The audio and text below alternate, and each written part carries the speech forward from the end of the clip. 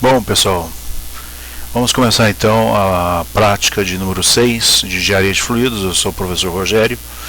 Aqui segue, alguns livros de referência, Um dos mais clássicos é o livro do Incropera, Fundamentos de Transferência de Calor e Massa, tá? E os outros podem ser adotados também para estudo para essa prática, tá?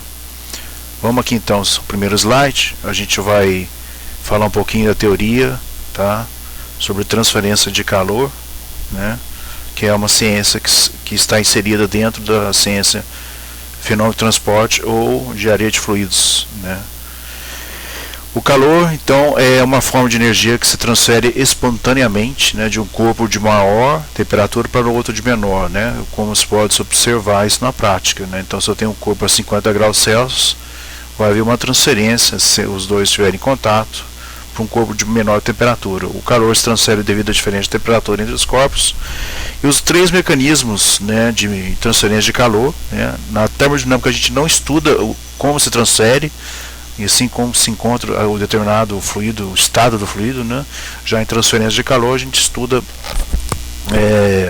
os mecanismos de transferência de calor, que pode ser condução, convecção e radiação. Condução é a forma de transferência de calor que ocorre nos sólidos ou nos fluidos em repouso, tá? Se o fluido não estiver em repouso, aí eu não tenho condução, eu tenho convecção. Então aqui eu tenho a condução numa parede sólida, eu tenho uma representação de um desenho de uma parede sólida. Do lado esquerdo, a parede se mantém uma temperatura isotérmica alta, eu chamei de TQ, Q de quente. E no lado interno, por exemplo, poderia ser o meio ambiente. Eu tenho uma temperatura fria, então eu tenho uma parede na temperatura isotérmica baixa, e aqui eu tenho outra parede na temperatura isotérmica alta. Um exemplo disso é a geladeira, onde eu tenho os produtos frios sendo armazenados, e eu tenho uma camada de ar que é utilizado para evitar a perda de calor, o ar tem baixa condutividade térmica.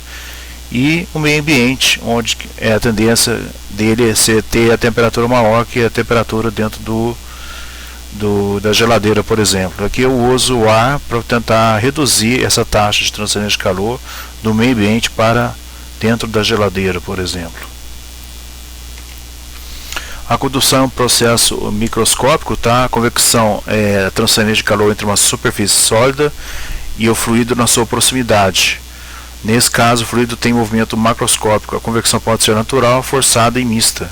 E a radiação ocorre através de ondas eletromagnéticas ou na forma de partículas chamadas fótons. Tá? Na radiação, a gente não precisa ter um meio, o ar, a gente pode ter condução, a transferência de calor através do vácuo, E na convecção eu tenho três formas: natural, quando não tem nenhum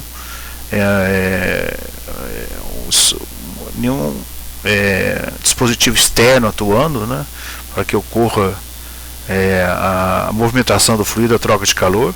A forçada, assim, eu vou ter, por exemplo, uma bomba, um ventilador, e a mista quando eu tenho combinação de ambas, ou natural ou forçada.